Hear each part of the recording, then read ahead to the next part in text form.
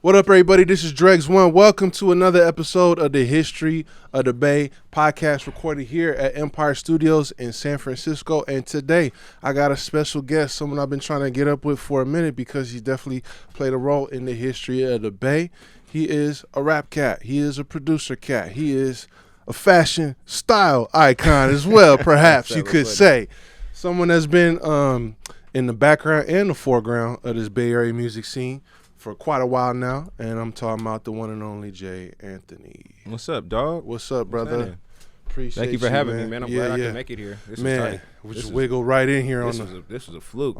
Fluky. This was cool as hell, bro. I'm glad I've been watching this shit all the time, dog. I be watching this shit, popping popcorn, you're looking at shit, just being nosy, seeing what niggas talking about all the time. Yeah, all the time. We talked about that a little bit off camera. People actually been telling me I should get you on here, so I'm glad it worked out. Hard. But you live in LA now. Correct? Yeah, I've been living in LA for a minute now. For a minute now, damn near 7 years. Wow. But I'm back and forth a lot. But do you agree with sometimes people have this notion that you have to leave the Bay before you really pop off? I mean, I think that as an artist, you just got to leave home, period. It don't matter where you go, just leave, nigga. Like, you know what I mean? Go somewhere else and expand your horizon. Like, it's a book called Still Like an Artist that I read. And I read that too. That's one of the rules in the book, right? Mm-hmm. Leave home. Like, you know what I mean? You don't gotta leave home forever, but leave home. And it's cool that LA an hour away because I'm not really gone. And you'll be surprised at how many people love the Bay Area in LA. Yeah. You can't let Twitter fool you or nobody like that. Like, Twitter will fool you or Instagram will fool you and shit. But LA embraces the Bay, and it's cool. I'm gonna give a hot take. I think we hate on LA more than LA hates on us, just to keep it funky. I think we hate on everything more than anything hates on us. I think we hate on ourselves more than most big places. Yeah, that's why that song "Player Hater" was a big hit out here, man. Why you on her? Damn, bro. Yeah, man. Well, even though you live in LA, you continue to shine a spotlight, play a role. But where did it all start for you, man? Where did you grow up? Man, so I'm originally from Richmond, California. I don't really be going above and beyond to just be like, oh, yeah, nigga, I'm from the rich, because Rich City and Richmond, California is two different places. So, in my opinion, Rich City is different than Richmond, California. I live in Richmond, California. Please elaborate on that. I feel like Rich City is where shit can get shitty. Rich City is where shit can get a little crazy. I lived in Richmond, California, where it was a neutral area. There wasn't a lot of funk going on where I was, the area that I was at. There was not a lot of funk going on. No, hell no. And I was only there till I was 10, but I was always back and forth because of my family. You know what I mean? So, like the area that I was at, it wasn't hella crazy like that. But you go a couple blocks down, or I got to go to my cousin's house. That's where shit was at. Like, you know what I mean? Yeah. So it get a little crazy, but it's Rich City. And Richmond, California, in my opinion, is two different places. Oh, I see what you're saying. Yeah, Rich City for sure had a violent reputation when I was coming up. It's culture, but it can get sick. Yeah. I mean, that's what we deal with a lot on this podcast, the good, the bad, and the ugly. What kind of influence did growing up there have on you? Because it's a lot of, like you said, culture. It's a lot of game. It's a lot of history. So much, bro. I wouldn't even be here without Richmond. So, like, I mean, all my family from there. All my family either from Louisiana or Richmond by way of Louisiana, Lake Charles and New Orleans. So, and then just growing up in that area, doing the talent shows in that area. All my friends was from there. All my original group members for the most part, was in Richmond a lot. You know what I mean? The first show we ever did was the Richmond Talent Show. You know what I mean? Shit, man, like St. Cornelius, that's where I went to school at. Cool John used to live like right around the corner from there. It's the whole area is just everything that had anything to do with the music that I was doing started in Richmond, and then moved to from Richmond to Pinot to Hercules. That was the whole circuit of everything. We really wasn't in the town too much. It wasn't really in San Francisco too much until we started getting a little bit bigger as a group, the Diligentz. And then yeah, man, but for the most part, that's where a lot of the cool shit happened. Like even shout out to Hitta Slim, man. Hitta Slim had me out there. That's my big homie. That's my man. I love that nigga to death. He introduced me to Tyga in Richmond. You know what I'm saying? That's where I met Tyga at. That's where I met a lot of niggas like AE, all kind of shit. We all linked up in the same area. Met Tyga the same day. You know what I mean? So like, and that was because of Richmond. That was because of Hitter Slim. That was because of LaRue, the hard hitter at the time. Yeah. Shout out to LaRue. That's someone I really respect because he's just been pushing and pushing and pushing for many years. Yeah, man. And it's just like a cool ass. It was a cool ass. That area for me. I mean, outside of just the shit that could be happening with just niggas funking and all of that. I mean, it's definitely not cool. But the beauty of it is, I met a lot of cool people. I met a lot of cool friends, and a lot of people that helped me get to where I'm at today. And, that's what's up. And a lot of people that I'm still in contact with today. You know what I mean? It ain't. LA is cool. Niggas think you go to LA and just be like, oh, niggas get Hollywood. Like, you go to LA and start seeing different things and start realizing the world a little bit bigger. Yeah. But you still, like, you know where you came from.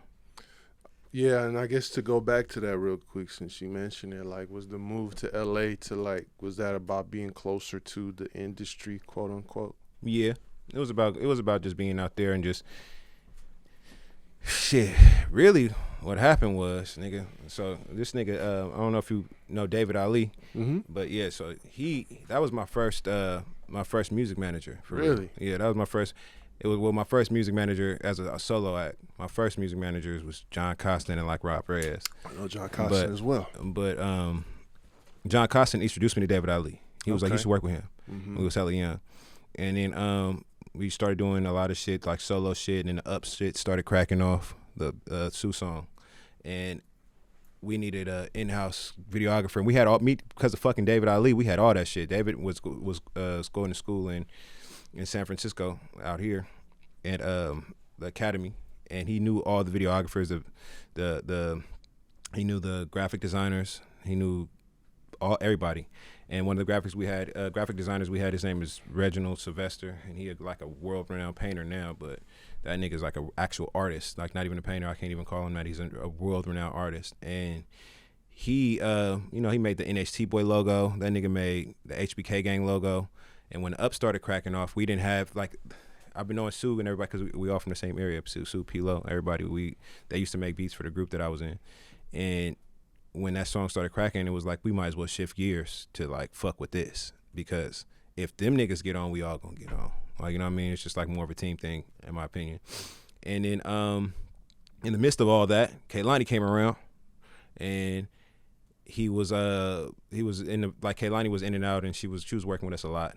And she moved to LA, and then David had went to LA, and he was like, I think he met up with her again with like Nick Cannon on the fluke, and he was like, I think I'm working with that girl you introduced me to. And then he was like, you should move out here. And I was like, nah, I think I could do it from the Bay. I think I'm cool. I could figure this shit out here. And a nigga called me a year later, was like, nigga, I told you to move out here, son. We on. And he hung up on me. And I left. That's what really made me move to LA, because I was always I could do it from here, ass nigga. Like, always I could do it from the Bay. But when that nigga called me and said, nigga, we damn near rich, basically, and hung up on me, man, I moved. And like 6 months later, I moved down to LA. I was like, yeah, I'm out. Maybe less than that. I mean, that's a lot of history that you just covered in so succinctly and so well. But what I'm just curious for my own sake, what is the difference? What was it that made that move so lucrative at the time? I mean, bro, it's just it's just so much shit that just happened out there just on a fluke when you just outside out here. One, I'm closer to the business. I'm closer to the actual music business. LA is the music business. Yeah. And LA has its own culture. LA has its own culture. I don't like when people be like, LA is this or LA is that, because I'm like really cool with a lot of LA niggas. Like J305, one of my closest friends out there, and that's a real LA nigga. And you know the difference between an LA nigga and an industry nigga. Yeah. But when you go out there, the business is out there, so you get to understand the business a little bit more. You get to see a lot of different people from walks of life from all over the world. That's just bumping into them, bumping the DJ Mustard at the gym. You know what I mean? Yeah. Random shit like that. You know what I mean? Yeah. So it's just like, that don't happen out here. You know what I mean? And out here is the culture, though. The culture happens out here. You get to learn a lot. You get to learn all kind of shit out here. You get to put all kind of game out here for free. Really, if you got your eyes and your ears open, it's hella game out here, and you can take that shit out there and make some money off of it. Because what's gonna happen is, what niggas fail to realize is niggas ain't going. LA ain't stealing shit. Niggas is everybody fans, bro. They like the music. you could either sell it or they gonna just do it. So, like, nigga, just go out there and fuck with it. Let's go out there and just fuck with it because they fuck with it. I went out there one time, a rapper that will remain unnamed. It's my nigga, LA rapper. It's my first time really being in the studio like that. And I'm always hella quiet. I don't try not to talk too much because I just be trying to figure out what was going on at the time. And once the nigga found out I was from the Bay, the nigga asked me, he said, hey, do DB the General really talk like that? He was taking some notes, huh? Shout out to DB, that's my nigga. But he was like, DB, that's really his energy? I said, yes, nigga. That's really his energy, right. Bro. But that's because they, you know what I mean? Even J305, he loved Messy Marv. He loved Mac Dre. You know what I mean? Right. I'm like, it's you would never know. Like, if you out here and you just looking at the internet or thinking like, oh, this and that, and these niggas got our sound, and but no, it ain't even nothing like that. Yeah, a lot of times I be seeing comments like that to that effect, and you can always kind of tell who's just on some game goofy internet shit and who's really out there wiggling. Right. So it's just more opportunity out there. Like, in my opinion, like, after you didn't already reach your cap up here, like, I wouldn't just dip up out of here without getting the game. Yeah. I mean, you got to get the game first. You can't just jump and just go. But I would say, like, once you got a little bit of game and understand a little bit, that's where you could probably go level up. And as an artist, you should just leave home anyway. So, and try to expand. But that's why I left, because the Bay Area is the culture to me. More of a culture, and LA is more of a business. Not to say LA don't have a culture, because they do, but LA is the Bay is more of a just more of, it's more when it comes to the sound and what's popular at the moment, what's current, right, and the independent route that we always been on, and just everything. It's just, you just got a lot of game out here. Yeah, I mean, it's just good for your personal development too, to just go somewhere new as an adult and try it out and push yourself to do new things and expand your way of thinking, expand your horizons, because I can definitely tell the difference of people who just never left. And no offense to any of my folks. Of course, there's exceptions. There's some people who are doing just fine and dandy, but then there's a lot of people who are stuck in the same loop. Right. And I think especially even musically, there is, you kind of hinted at it, there is a peak that you could reach as an artist out here, that a few have been able to stay here and do just fine, but for the most part, there is a ceiling out here. Hell yeah, it is a ceiling. It's a ceiling. Like, if a nigga was like, even if a nigga was like, grew up in New York, you gonna have to leave. Nigga grew up in LA, you gotta leave. Either way it goes, just so you get too used to it. You get too used to the area, and honestly, it's just like you said. Everything you said is the reason why niggas should just go. Don't matter if you from the Bay Area or not. And if you wherever you grew up at and you doing art, some kind of art, you need to dip and just go expand your palette, because that shit gonna help that's gonna help your expression. That's gonna help your pockets. That's gonna help your outlook. That's just gonna help everything, bro. All right? Being stuck out here, niggas love the Bay. Niggas love Bay Area niggas everywhere. When you leave the Bay Area, they love us, bro. Yeah. Like, you don't gotta, like, it's better to be a Bay Area nigga somewhere else than it is to be in the Bay. That's facts. That's actually facts, yeah. You feel me? Like, niggas fuck with the Bay other places. Out here, you can't use the same game on a nigga that got the same game. No, it's real talk. It's the same shit. Right. Like, out there though, you can figure it out, and you can absorb other game other places too. So I don't know. That's why I like living out there. I mean, I do now though, because I've been out there so long. I'll be ready to come back. Yeah. Well, you've done your time. Yeah. You know. I'll be ready to come back, and there's a lot of I feel like I know enough people to just be like, okay, I can just come up here and do some shit here and have some fun here, and you know what I mean? Yeah. Here. Yeah. I mean, it's advantageous to be able to bounce back and forth. Right now, the Bay is on a bit of an upswing, like what we was talking about, all the things Empire's doing out here right now. And then there's just so much talent coming out here. And I think post-pandemic, the nightlife is starting to return a bit. And so it's definitely got some potential to grow. Nigga, you know this is my first podcast? Are you serious? I ain't never did a podcast. You've never been on a podcast? This is my first podcast, bro. Why didn't you tell me that? I just fuck with it. Why didn't you? Come on, bro. I feel special now. I don't bro. plan on being hella. I don't even plan on being on hella podcasts. Your shit though, yeah. Oh man, that changes everything. Bro. I ain't never been on a podcast. It's my first podcast ever, nigga. I ain't never sat here and just talked to a nigga on the camera. Whoa. I mean, that's an honor, bro. I was already excited to do this, but now I'm like, damn, this is special moment, man. No, this is tight. Right this is on, hella bro. tight, bro. And I'm glad that it's this.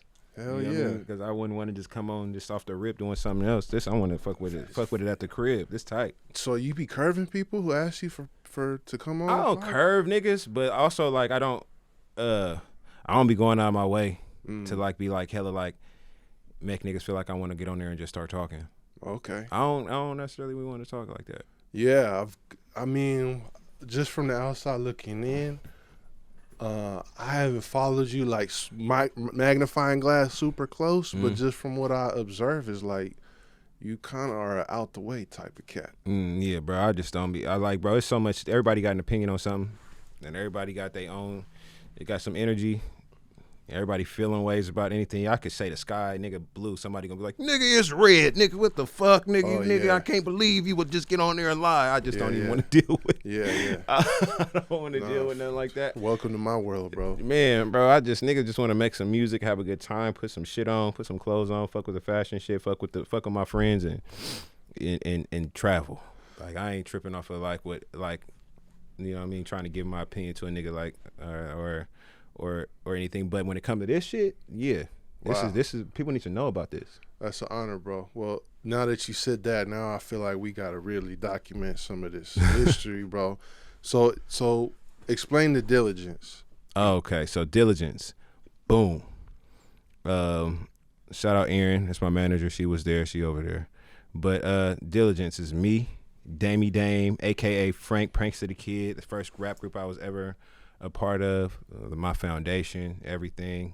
We was making music around at the same time as the Pack and Go Dave and like Team Knock and all those dudes, bro. It was just like post Hyphy, the end of the like right at the towards the end of Hyphy. I can't say post, but I can't say pre 06, 07. Yep, around that time. Like, you know what I mean? So it was a good era. It was like really cool to be able to be a part of that. I was making beats, and the nigga Damey, he was in it. Dame was in a group. Well, Dame's brother was in a group. Seth was in a group. His name is Mr. Seth. He was in a group with Irk the Jerk and a couple other niggas that was older. And Irk and Seth, they had a studio at the house that they lived in. Damey lived at the house too. And he would always tell me to pull up and make some music and record and just fuck around. We just use their studio. Bedrock was their producer. And shit, man, one thing led to another, bro. I mean, like I would just come up there and just, you know, freestyle, whatever. One time we was like freestyling over the phone. On some three-way shit, just freestyling. He was like, nigga, we need beats. You should start making beats. I was like, all right. So I just started making beats.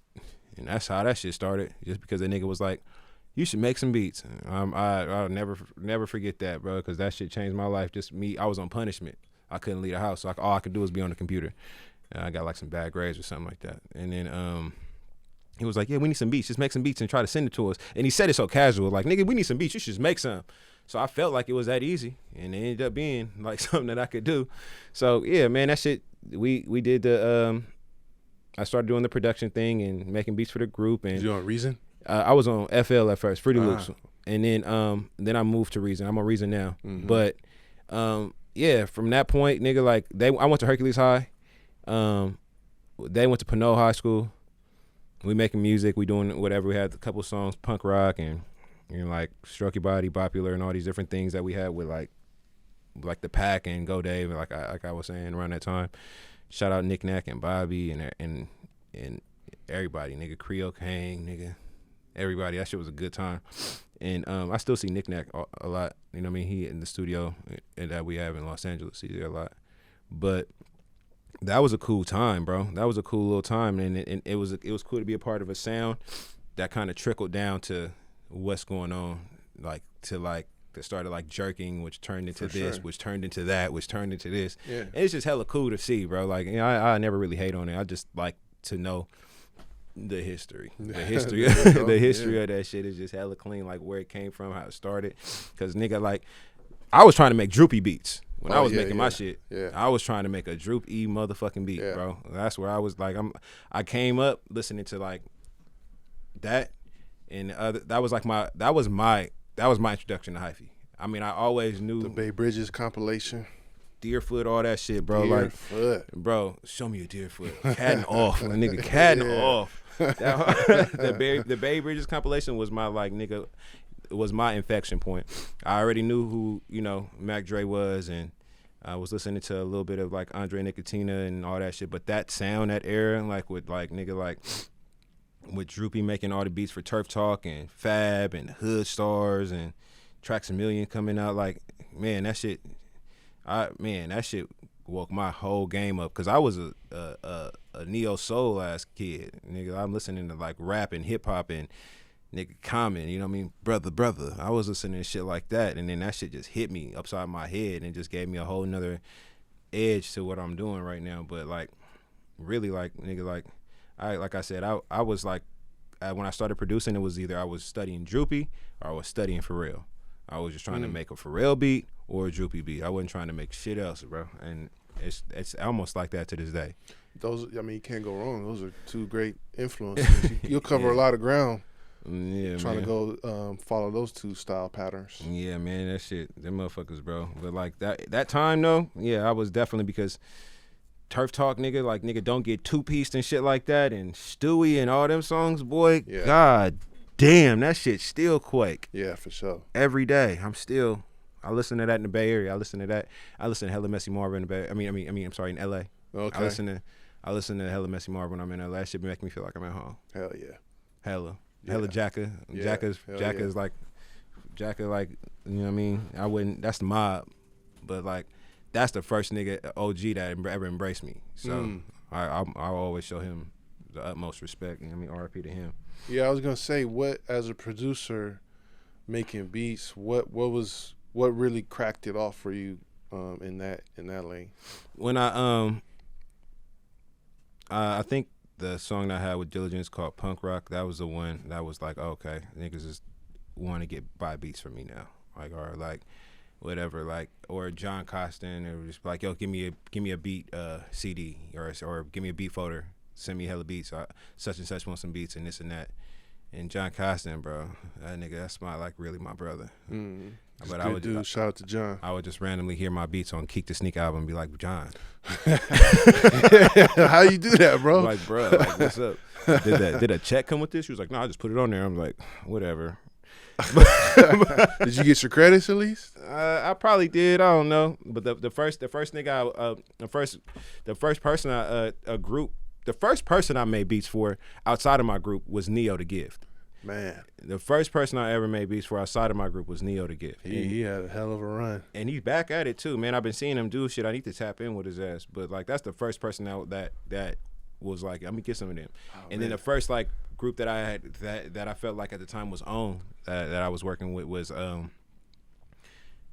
Team. Okay. Yeah, and I did a couple beats for them when I was in like 9th grade or something like that. Yeah. Wow. Which was that's dope as fuck. Yeah. Which was like hella cool. So, you know what I mean? So, but like the punk rock, I think that's what set that shit the fuck off, and then shit just working and working and just keeping it pushing. And like one day the nigga G-Eazy used to see us on MySpace and shit all the time, and he reached back out when shit was lit and was like, yo, what's up, I need some production. And I was able to help work with him and a couple other people, and that shit just got me like plaques and the next level, and it's just like, shit, boy, all that shit stemming from that, like MySpace era. It's crazy, bro. Yeah, that's awesome, man. What about outside of debate? What are some benchmarks in the production catalog from artists outside of the region? Man, bro, so I've worked with like different people. I think like it's cool working with, like I said, J305 is fun working with him, bro. We had a whole album coming out. I've worked with Sid from the internet, which is hella cool. I love working with her. I work with a lot of the cats from like Selection Collective and like Sango, and working with him is cool, like as a producer and artist. I just saw y'all did one with LaRussell, right? Yeah. That's hustling. That shit clap. That shit clap. That nigga LaRussell hit me yesterday and was like, nigga, you ain't sent me your BMI information yet, so I need to send you know he's on top of it. Yeah, bro. I need to send him my shit because I'm playing games.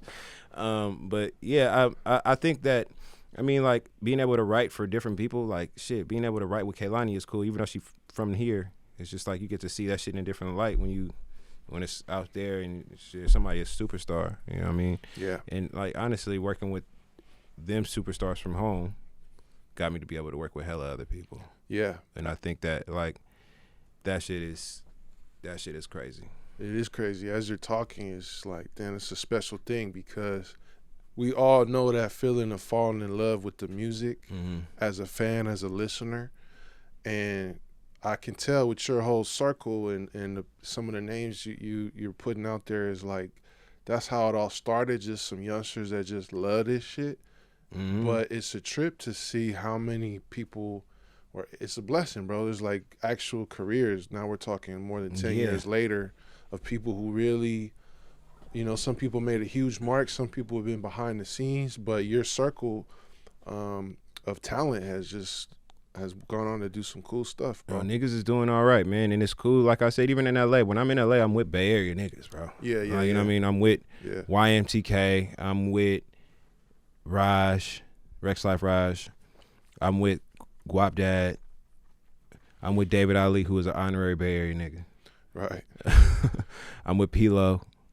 You know what I mean? I'm with Sneed, all that whole camp. I'm with, like, it's the whole, even my engineer, Wyatt Woodley, who's an amazing artist now, like, blowing up. Like, he from Santa Rosa. Like, everybody that I hang out with on a daily is from the Bay, and we get to hang out amongst other LA cats and make friends with people in LA. Like, you know what I mean? But we still have it's still a sense of we at home. Like, you know what I mean? Because there's just so many people that we didn't grew up with and came up with and got to watch turn up. It's tight, bro. I don't know how to explain it, bro. It's really tight, bro. It's different than from me seeing music back in the day, like doing the punk rock shit, to like right now. It's like, way different. Like, it's different. It's hella different. Which is good. You need to evolve and grow, but I can tell like you really love the music. Yeah. You love music, period. Hell yeah. I love music and I love the Bay. So like it's shit is tight to be able to like bring that shit, be able to tell people how this shit even transpired from my little short amount of time that I've been doing this shit, like, and then also being able to study different music and like take different sounds from the history of the shit and then like and infuse it with everything else, bro. This shit tight. This shit hella tight.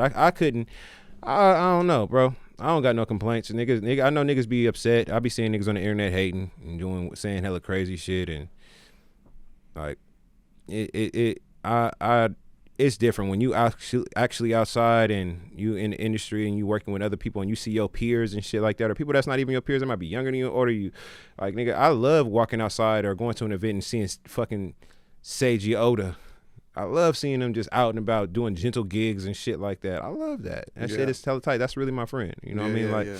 I love seeing Michael Sneed rapping. I love seeing what's going on with Pilo. I love seeing what's going on with LaRussell. I love seeing what's going on with 22nd Jim.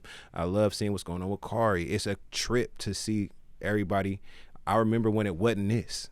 So that's why I'm very grateful to be like, oh, this is cool, and still be able to be a part of it. It was a lot. It was a lot turfier. It was a lot gatekeeper. Mm-hmm. There's a lot of there's still some of that to this day. Some people just don't know how to act, but it was a lot of like people just scared to be cool with each other, competitive type of shit. Niggas just hey, I ain't gonna lie. Now that part is certain things I be having to tell niggas, like, especially niggas that's a little younger than me. Like, you know, niggas used to get knocked out for a lot less than what you're doing right now. You gotta be careful. That's like, a bar. Like, it's real talk. Nigga, a lot less than what you doing. What you doing right now? Yeah. Niggas, a lot less than happened. Like, a lot more than happened for a lot less. Yeah. With certain things, because nigga, you couldn't. Bro, HBK and the groups that I was in, we was the first groups to actually smile. Yeah. Like in the Bay Area. Different. It was way different. Yeah, at the time. To actually be like, oh, we're just trying to hang out with the bitches. Right. Yeah. We're not trying to do all the extra shit. Yeah. It's cool. Yeah. Y'all can keep it. You know what I mean? We was just trying to function and trying to have fun, bro. Like, for real. So it's cool to see how that shit is transpiring, and it's also cool to see. You know what I mean? Like, even if your MO is like more mob music or more the street shit, a lot of the street niggas that's real niggas, they fuck with everything. Absolutely. Just like, you know what I mean? They fuck with everything that's good, everything that can progress, everything. If you're a real nigga, real niggas come in every walk of life, bro. Absolutely. So, I mean, I think I think I don't really listen to niggas talking too much about the Bay Area ain't this or the Bay Area should be or why the Bay Area, because I know it is. You niggas just not. Yeah, no, that's an outsider's perspective. That's called from the outside looking in. Yeah, it's hella clean shit going on right now. You niggas just don't know because y'all so busy worrying about what's not happening. Y'all can't see what is happening. No, it's facts. We hella lit right now. We up. Well, speaking of HBK, you had touched on it earlier about how monumental Up was for everybody. And you know, I've had Pilo on here a minute ago. I've had Cool John on here. Were you part of the whole ShmopLife functions back in the day? Hell yeah. Mm-hmm. Hell yeah, bro. I've been knowing John forever. I've been knowing Sue forever. So I was there. I was damn near at the party when they started the Shmop. When niggas was like after a party, after a function at his mama house, at John's mama house, after the function, niggas was sweating on the wall, tired. Niggas was cleaning up. Niggas talking about this party is smacking. Somebody else said this party popping. Nigga, this party smacking and popping. Nigga, it's schmopping. I remember when it happened type of shit. So, like, being a part of that, yeah, it fucking with John. And because John started off as a turf dancer. Like, you know what I mean? He was a turf dancer, and he was in a turf dancing group with another nigga that was in my group, Diligentz. But he always been that nigga in the area. Like, he always been a nigga to be able to throw parties, events, everybody listen to what he say. Like, if you want to listen to music, play this music, whatever the case is. And, like, he kind of got that shit cracking. Between him and DJ Slowpoke, that's who got the song, like, kind of cracking, and it just started moving. And I was just grateful to be able to have the resources like David Ali and like, the different, like, with, like, as far as, like, videographers and shit that I was working with, that I could just be like, hey, we should try this. You doing hella parties over here at 330 Rich or at this party, wherever the fuck it is. Like, let's see if we can, you know, fuse the shit. But, like, Up, that shit opened hella doors. Shit opened hella doors, bro. Like it like the whole energy, the whole unity of that time. Shit was that shit. I don't ain't nobody where they at all without Up. I don't give a fuck who it is. Like, if it's in our little circle of people, ain't nobody, because I wouldn't be doing what I'm doing right now. David wouldn't be doing what he's doing right now. Sue wouldn't be doing what he's doing right now. John wouldn't be doing what he's doing right now. Pilo wouldn't be doing what he's doing right now. Shit. Stretch and Will wouldn't be doing what they doing right now. Everything, the trajectory would change. Sage and Gemini, completely different. Yeah, I don't think, maybe I'm sure people realize, but that was a monster record. That, like, I don't even know if there are hits that big these days. Yeah. Because now terrestrial radio is not really a thing, but back then it was, and that song was being played on the radio like twice an hour, and you could not escape that song. But I think also just remembering the visuals, and it did kind of open up the door for y'all, because I think people started asking, like, who are these guys? Wait, there's more of them? Yeah. And they're not doing the same old hyphy, go stupid, go dumb. And they're also not talking about killing people and pimping bitches. And this is actual pretty good, wholesome fun. Yeah. Like, that opened up the door for all y'all that was making that kind of music at the time. It was refreshing. That shit was a good time, bro. Like I said, I wouldn't trade that shit for the world. I mean, and we all still hella cool. You know what I mean? Everybody's still hella cool. I mean, a call away from each other. You know what I mean? I still see niggas. I still talk to everybody. So it's just, it is definitely a part of Bay Area history. I mean, nigga 50 Cent hopped on that. I know, that shit was sick. I love 50 Cent. That was hella sick. I did too. That's nigga. Sue got me on a song with 50 Cent because of that song. A whole nother song that ended up leaking. I don't know how it leaked, but 50 was like, I can't even. It's all good. But it's on YouTube somewhere. I gotta pull that up. J. Anthony, 50 Cent, and Iamsu. Shit clap. Do you feel like people have tried to spin it for some reason, that there's like a breakup or like, because I feel like I be seeing comments, or like, I'm the peacemaker. I'm like, what are you guys talking about? Like, like, let's be positive here. Why does something bad have to happen? But people assume the worst about like just natural growth Yeah, progression. that's all, bro. Niggas, people don't understand. The people that do talk about this, and we were all hella young, especially Sue and Pilo. You know what I mean? Young as fuck, bro. So it's just like a lot of times, me being in the group prior, I understand what it's like to just like, kind of like, not even grow apart, just grow up. Like, you know what I mean? Like it's like once you start growing up, your priorities change, and there's different things like that you want to do and see and explore. You know what I mean? So it was never no funk. It wasn't like niggas broke up. Nobody broke up. Niggas just grew up. Yeah. Sometimes when you grow up, we was all kids doing that shit. We was all in high school or like in like beginning of college trying to figure all that shit out. So it wasn't like it was no crazy shit that had happened. Like obviously it's gonna be disagreements between family and brothers and shit like that. Niggas start getting on petty shit and just like, I'm not talking to him. But we had enough people in our group to just be like, that might even fire on you for being like that. Like, boy, if you don't go talk to that nigga, throw the gloves on, figure it out. Like, you know what I mean? Like, so it's never really been like, it might not even, it never got, it's always love, bro. It's never no real funk, no real issues when it comes to us, at least. Like what other people think and what other people do, I don't know how they handle their situations, but we all cool. I talk to Sue and Pilo every other day. But so you know what I'm talking about though, right? Like that misconception that kind of gets put out there. Yeah, no, for sure. It just looked like that because no one ever actually went and talked about it and was like, oh, yeah, this is why we slowed down. We just slowed down. Yeah. Like, you know what I mean? Everybody, like, Pilo's shit started cracking, Sue shit started cracking, business started getting a little weird, you know what I mean? Not because niggas was doing weird business, because niggas was like fucking kids and not knowing how to do the business. And once you like, oh, this is weird, let's reset, figure it out. Yeah, but like the misconception part, I don't think nobody be tripping off what nobody talking about.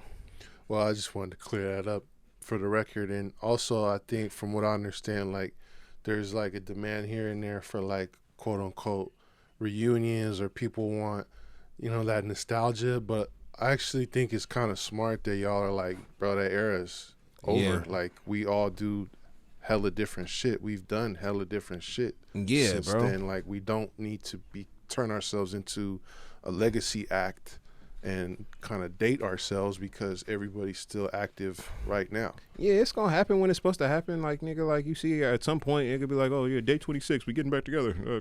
We do an album, joint. Like niggas get older, we ain't there yet, bro. Yeah. Like we are, everybody like for the nostalgic feeling, the shit just happened. Yeah. Like and ain't nobody broke up to be like, if I need a verse from Pilo, I just get the verse from Pilo. Yeah. You guys all still do music together. Sue need a verse from Pilo, he just get the beat or the verse from Pilo. Like, you know what I mean? Like it's, and there is times, I'm not gonna lie, there is times where niggas be like, this not fitting my brand. Because everybody's brand has changed. Sure. It's different. Which like, is you know good. This ain't necessarily the sound I'm trying to do. But it's always an option to be like, meet me halfway. Right. Like, you know what I mean? Like, meet me, like, I can't do this one, let's try to do something else. Right. But like, as far as like an HBK reunion, we can't even reunite because we never broke up, one. And two, it's just like, that shit just gonna happen organically, just like it happened the first time. You know what I mean? Like, whenever it's supposed to happen and everybody in the right time, at right place at the right time. Nigga, the Cataracts just put out another song just recently. I didn't see that. Wow. The Cataracts and Dev just dropped a song last week. Okay. Because they all randomly linked up in New York on some, bumped into each other and was like, we should do a song. And they did it. And the song is going crazy right now. That's awesome. So, so like shit like that happen. Like, it ain't no funk. Like, niggas be wanting to be funk, especially Bay Area niggas. Niggas be wanting to be funk so bad, bruh. Yeah, I mean, that's kind of the world I'd have to deal with, of people thinking that to do a podcast like this, it's got to be some controversy. It's got to be some drama. It's got to be about people who don't like each other. And I'd be like, that's so incorrect, because conversations like this will do so much better, and people respond so much better to just inspiring, positive, interesting stuff. You don't have to go that route. Because I could have got on here and said, 2025 is going to be the year of truth. And I wouldn't stop you. You know what I'm saying? Don't get it twisted. I would not stop you from doing that. But I believe Cat Williams, nigga, because everything happening right now. I'm a fan of Cat Williams. I'm a fan of all that shit. Like, I do, and I do think controversy is needed, because nigga, it ain't nothing going on right now that's hella like funky to be like, I don't know who's. I'll be minding my business, Sue mind his business, Pilo mind his business. Everybody just trying to help each other and make music. So yeah, that's why I wanted to and I've said it before with John on here, but I just wanted to get that clear just because people be sniffing around for that. Yeah, people love it. Like, nigga, like, you'll find something if you want to find something. Yeah. Don't get it twisted. Like, somebody might not like some of the shit I said. Anything, niggas will find anything to say. Be like, somebody gonna be like, yeah, that nigga ain't even from Richmond, bruh. No, like, you already know it. All that comes with it, bro. That's it just all come from it, nigga. I be like, niggas be like, you ain't from Richmond. I'm like, nigga, what? I'm like, I ain't never seen you, so you not from Richmond. Yeah, I know. You ain't never seen me. I'm not from Richmond. I ain't never seen you, so maybe you not from Richmond. Yeah. The fuck does it matter, blood? Where we going? Yeah. Let's make some music. Let's get it wild cracking. Statement. Like, you've seen every single person. You've seen every in your city. You remember? Wow. You know all the essays. You just got the whole yearbook. Just all the whites. Yeah, you got everybody down. You know everybody from Point Richmond to South Richmond to Central to South to North. Nigga, like, no, you don't. Yeah, nigga, stop, that's bro. Sucker shit. Nigga, I don't owe you niggas nothing. So I just like, besides respect until proven otherwise. You know what I mean? So I don't ever really think about it, like, especially because I'm like a little older now. So I just kind of like, if I can help, I'm going to help. If I can't help, I can't help. I don't even try to involve myself in no bullshit. I ain't already done seen a lot, know too much. Yeah. I know too much. know too much, nigga. Like, I'm trying to take this Bay Area shit far. Let's nigga, take like, it further, man. I'm trying to take this shit as far as I possibly can, man. I'm with some cool people. Like I said, let's like my nigga, my neighbor is Raj. My neighbor is Dregs Life Raj, bro. Right, like, and right. we all trying to like have fun and just make some music, bro. It's all that extra shit, like who funking with who. I personally don't give a fuck. Like, you know what I mean? Like, I care, and all the power to you and respect, and I pray for your safety. But you know what I mean? Like, that's not what I'm here for, bro. I'm here to make some good music and influence some people to do some clean ass shit. Like, Pharrell was my like, okay, this nigga right here is like a major influence. I want to do what he's doing. I want to pay that shit for it.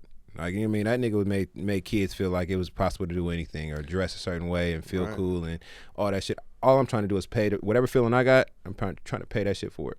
You got to link with Pharrell? I only met that nigga twice. But I don't want to even talk to bro because I fuck with him so much. You know what I mean? You say you don't meet your idols. Meet your heroes. Yeah, I don't necessarily. Smart. That's pretty smart. I don't necessarily. I mean, it'll happen whenever it happens. But I've been in situations where I could have. I just. Yeah. Cause we say the wrong thing, bro. No, I can see that happening one day though. But yeah, but now though, yeah, man, I'm just out there doing my thing in LA. I'm doing an album with J305, and I got a project coming out. I got a single out right now called Nene Leaks that's doing super well, produced by a LA producer named Ashton McCray. And I got another couple singles coming out too. Everything is more and it's either just real, genuine, raw, like slap, none of the pretty shit, none of the cute, whatever you niggas was like. The I call it hyphy pop, ain't none of that, and I respect the hyphy pop. But I don't got that. Hyphy pop. Yeah, it's like the popular mainstream hyphy. I think I know. That's like counterfeit hyphy. I don't even know if it's counterfeit. I think it's a little counterfeit hyphy. You know, okay, so because hyphy got to be a little dangerous to actually be. I personally, I'm from that, but also there's like certain sounds that I can get behind. I'll make it for a nigga. But me personally, because of where I done came from and how it has to be a specific way, and also I'm making house music and shit. I'm making alternative shit, like, you know what I mean. So like, I like, you know what I mean. I kind of like, if I'm gonna do anything that's a little bit more like on the mainstream side of things, it's gonna be that, and that's kind of like what I genuinely like. So like genuinely, too, bro. Bro. Ain't nobody, bro. I'm not trying to be in the hood dealing with crazy shit. I want to be in Ibiza. Yeah, I'm trying to be. They listen to house music in Ibiza, nigga. Yes, they do. I'm trying to be in Paris. Yeah, Fashion Week. Paris, Fashion Week. Yeah, blapping that shit. I can rap on that shit too. I can sing on it, all this shit, whatever. We can talk about the same shit on a different beat. Now we in Ibiza. So I'm trying. That's what I'm trying to be on. Yeah, and it's been working out, man. I've been getting a lot of good feedback. I've been making that type of shit for years, for a really long time. But now that I'm back active as an artist, people are starting to recognize it. Yeah, and just really quick to speak on that for a second, because as a solo artist, I feel like you were very active during like what I call the blog era, the Two Dope Boys, Yeah. that Piff era. You were dropping fairly consistently, as I recall.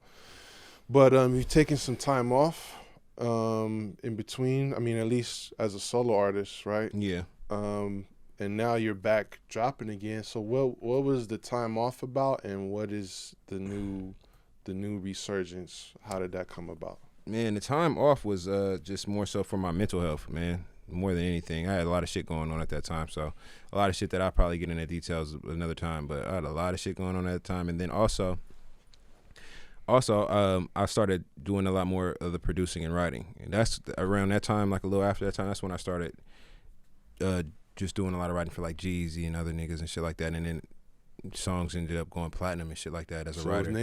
Talk your shit, bro. Name some of those songs for people. Well, the only songs that I got that's platinum is G-Eazy songs, but they're platinum. Name them. And No Limit is platinum, and No Limit is about to be diamond, and Far Alone is fucking like a couple times platinum. I produced Far Alone, wrote No Limit, and that shit was tight. And then that's you wrote the hook, or you wrote verses? I wrote some of the hook and I wrote the verse. Really? You wrote G's verse? Yeah, I wrote like half of his. You're verse. a ghostwriter. Yeah, I mean, why? I don't know why that's such a controversial thing in hip hop. If you gonna make a good song, I got niggas that be writing for me. I don't give a fuck. Hell I still yeah. got your stupid ass. I don't mind, bro. Yeah, We're not the music. I would put it this way. We put it like this: music is supposed to be made communal. Like hip hop is one thing. Like you want to battle, nigga, all that kind of shit. Cool, that's whatever. But if you're trying to make a really good song, or if just from the beginning of time there was a guitar player, a bass player, a drummer, a singer, and everybody sat down together and thought of words to put on this fucking song, and to get the different type of I would say perspectives that make a song great, that everybody can relate to and feel. So I don't give a fuck about being like a ghostwriter, like or having somebody write for me. If it's tight, and then it's tight. But if it's like, now if it's on, it's on. Like I gotta this is me and you, and only I know these things about you, and we gotta actually diss each other. That's different. Yeah. But I'm trying to write the best songs. I'm not trying to. I'm trying to make egoless music, and a lot of the shit that with hip hop is ego based, which is cool, and I'm okay. I know when to turn it on and turn it off. But if we trying to go platinum, nigga, everybody figure it out. We all finna make some money. Yeah. We all finna make a hit. We all finna make history. Put that pen to the paper. What you got over there? Let's add that. Yeah. Like, you know what I mean? Like, music is a collaborative process. It's a collaborative process. It's the only person that did everything by himself musically was actually Satan. Where did you get that from? The Bible. Whoa. so like, the nigga played the keys by himself, played the drums. He had all these arms. He do all this shit, make everything at the exact same time, and just craved influence hella bad. Like a lot of you niggas. That's why I stay the fuck away.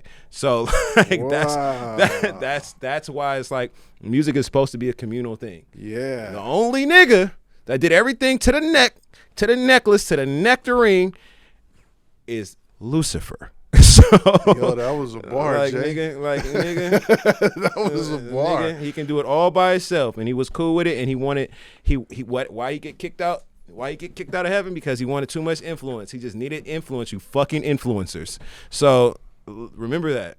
Hell yeah, the devil is a lie, man. Yeah, man, that motherfucking lie. So I don't mind making music with people and somebody lending me a hand, and we making it as a group. There's times where I do need to there's vulnerable times if I make something that's literally my experiences that I'll put together and that from the heart sometimes. But nah, bro, you can always use somebody else's perspective, somebody else's help if it's egoless. Mm-hmm.